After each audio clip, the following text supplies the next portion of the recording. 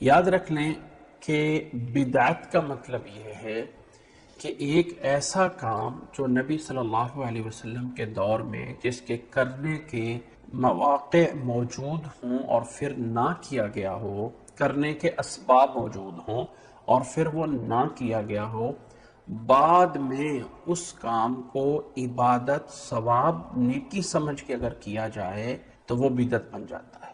ایک ہے یہ کام، اور ایک ہے اس کو بدعت کہا جاتا ہے، اور ایک ہے دوسری چیز جس کو ہم کہیں گے، عربی میں اس کے لیے لفظ بولا جاتا ہے المصالح المرسلہ۔ مصالح المرسلہ یہ ہے کہ جو کام نبی صلی اللہ علیہ وسلم کی طرف سے آیا ہے، اس کام کو کرنے کے لیے اگر تھوڑا سا ہیلپ کسی چیز سے ہو سکتی ہو تو وہ اس کام کو پورا کرنے کے لیے اس کی ہیلپ کے اندر اگر کچھ چیزیں اور ایڈ کی جا رہی ہوں تو اس کو بدعت نہیں کہا جاتا، بلکہ اس کو مصالح مرسلہ کہا جاتا ہے۔ مثال کے طور پہ نماز جا کے مسجد میں پڑھنا ہے، تو مسجد میں جو نماز پڑھی جاتی ہے، یہ نماز پڑھنے کے لیے مسجد بنائی گئی تھی۔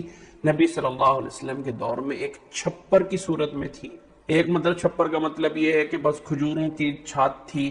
اب ہم جب گھروں کے اندر لینٹر ڈالتے ہیں، گھروں میں اے سی لگاتے ہیں، گھروں میں ہم کارپیٹ ڈال لیتے ہیں، تو گھروں ہی کی طرح اس وقت تو گھر بھی ویسے تھے، اب اگر گھروں کی طرح مسجد کو پختہ بنا دیا جائے، اس کا لینٹر ڈال دیا جاتا ہے، اس میں کارپیٹ ڈال دیا جاتا ہے، عبادت وہی نماز ہے، لیکن اس نماز کو تھوڑا سا اچھا کرنے کے لیے ہم کارپیٹ بچھا دیتے ہیں تاکہ ہم نیچے سجدہ کریں تو کوئی چیز چبھے نہ۔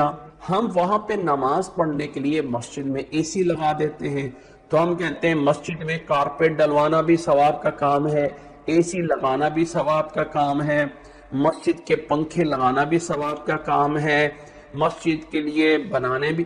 اب یہ چیزیں کہاں سے آ گئی؟ یہ چیزیں ان کو کہا جاتا ہے کہ مصالح مرسلہ۔ جو عبادت نماز تھی وہ وہیں پہ رہے گی، اس میں کمی بیشی نہیں کر رہے۔ ہاں، اس عبادت کو ایک اچھے طریقے سے پورا کرنے کے لیے اگر کوئی دنیاوی اسباب ساتھ جمع ہو جاتے ہیں تو ان کو بدعت نہیں کہا جاتا، ان کو مصالح مرسلہ کہا جاتا ہے۔ اسی کو آپ اپنی زندگی میں دوسری سائڈ پہ لے کے آئیں کہ نبی کے دور میں یہ جو ہمارے کھانے پینے کی پلیٹیں اور برتن ہیں، یہ سارے کے سارے تو مٹی کے تھے، نہ اس میں چمچ تھی، نہ اس میں ہمارے جو پلاسٹک کے جو ہے وہ برتن تھے۔ ہم اس کو سہولت کہہ لیں، ٹھیک ہے؟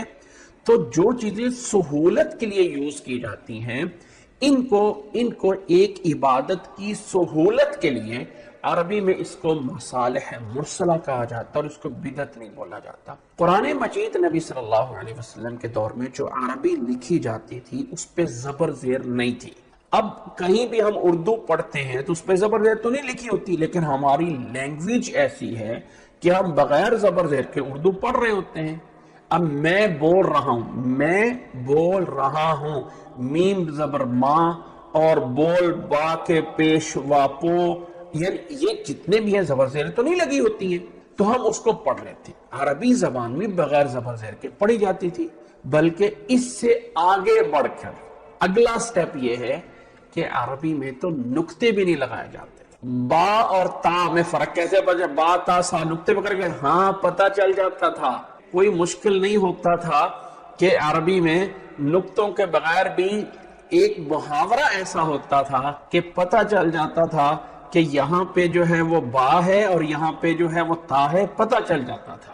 تو اس طرح کر کے بعد میں جب عجمی لوگ مسلمان ہو گئے، باہر سے جانے ان کے لیے نقطے لگائے گئے، زبریں زیریں لگائی گئی۔ اب قرآن مجید وہی رہا، لیکن اس قرآن مجید کو پرنٹ کرنے کے لیے نئے سے نئے پیپر آ گئے لوگوں کی سہولت کے لیے کہ یہ جو ہے مد کرنا ہے، وہاں غنہ کرنا ہے، تجوید کے احکام کے لیے رنگین قرآن مجید پرنٹ ہو گئے۔ تو اسی سہولیات میں سے ایک سہولت یہ ہے کہ قرآن مجید کے اتنے اتنے صفحے ایک سپارہ، اتنے اتنے صفحے اور لفظ دوسرا سپارہ تقسیم کر دیے گئے تاکہ ہم پہنچ سکیں کہ میں پہلے سپارے پہ ہوں یا تیسرے سپارے پہ پڑھ رہا ہوں۔ یہ وہ سہولت کی ساری چیزیں ہیں، اس کو مصالح مرسلہ کہا جاتا ہے۔ ہاں اگر قرآن مجید کے پڑھنے کا جو عبادت ہے اس کا ہم سٹائل بدلیں اور پڑھیں کسی اور طریقے سے تو یہ آ کے اس عبادت میں غلطی ہوگی۔ اگر اس پڑھنے میں کوئی ایسا طریقہ نکال کے لائیں جو نبی کے دور میں نہیں ہے اور اب ہم اس طریقے کو ثواب سمجھ لیں تو بدعت بن جائے گا۔ جب آپ ان مصالح مرسلہ کو اصلی جو مین فوکس عبادت ہے اس کی چیز بدلیں گے تو تب جا کے جو ہے وہ چیزیں جا کے بدعت میں جاتی ہیں۔ امید ہے کہ اب یہ بات سمجھ آ گئی ہوگی۔ جزاک اللہ احسن الجزا۔